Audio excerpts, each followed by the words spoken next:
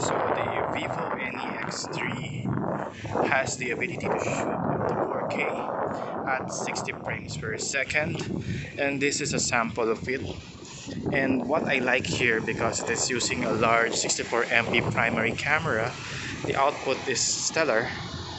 It's quite clear, quite crisp, and it feels so smooth overall. Maybe the only thing that they need to improve is the video stabilization, but at 60 frames per second I will just use a gimbal to stabilize this thing. And again, this is quite impressive. It even has the ability to zoom up to 2 times using the 4K 60 frames per second. And look at this, details are still crisp and clear. Now we will switch to the 4K 30 FPS. At 4K 30 FPS, performance is still great. Details are still really sharp. Although it is not at 60 frames per second, the stabilization is a bit better for me this time. And if I try to do some close-up videos like this, it can do autofocus quite fast. Now we'll switch to the 1080p mode. Like the 4K video sample, it has the ability to shoot up to 60 frames per second using the 4K mode. What I can notice here is the shot that I'm taking right now is more stabilized than the 4K at 60 frames per second. This is actually better. Look at that. Quality is simply impressive for me using this mode. Of course, it has the 1080p 30 FPS mode as well for those who want a video shot at this mode.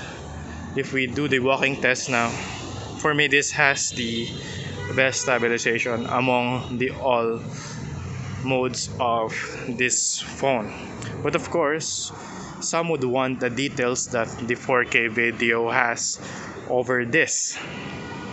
You can also shoot videos at 1080p using the you can also shoot videos using the wide angle mode of this camera, but it is only up to 30 frames per second.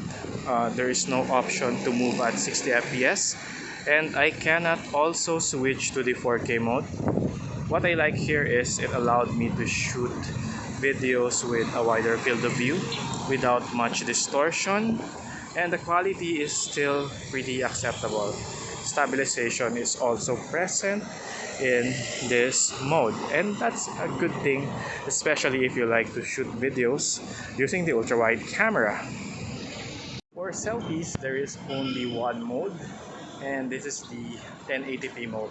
Or maybe you can also lower it to 720p or 480p, but who wants that? I want my video shot at 1080p at least. And here, using its pop-up camera, you can see that the crop is evident.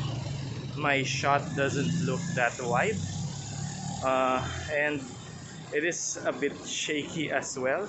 You can also see that the frame rate isn't really super smooth, so there's a bit of jello. But if you're just taking a still video and you're not walking like what I am doing right now, maybe this will suffice, as it has decent details and it got my skin color tone accurately. So that's it. This is me, Peter, GIZGUIDEPH, and these are the video samples taken using the new Vivo NEX3. Bye!